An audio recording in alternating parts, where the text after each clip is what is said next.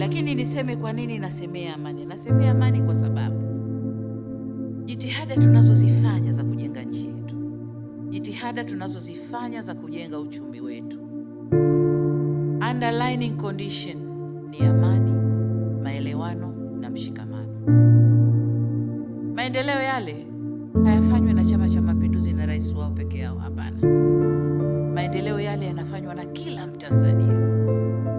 Tulipoamua kwenda kujenga shule ili watoto wetu Januari wote waingie pamoja, hatukuchagua contractors wala hatukumwambia contractor lete uko na chama gani. Nilisema wapeni contractors wa ndani wote washiriki katika kujenga hiyo. Kwa hiyo contractor wa imani yoyote ile aliingia na akajenga mashule. Tunaendelea na ujenzi wa hospitali, ni hivyo hivyo. Tunaendelea maeneo mengine, ni hivyo hivyo. Nchi hii tutaijenga wote, hawatajenga fungu la watu peke yao, tutakwenda kujenga wote.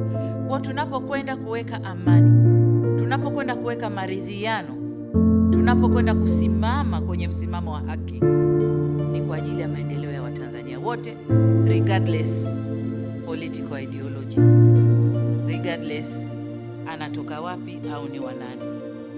Kwa hiyo narudia tena kwamba chochote tunachokifanya ni kwa ajili yetu.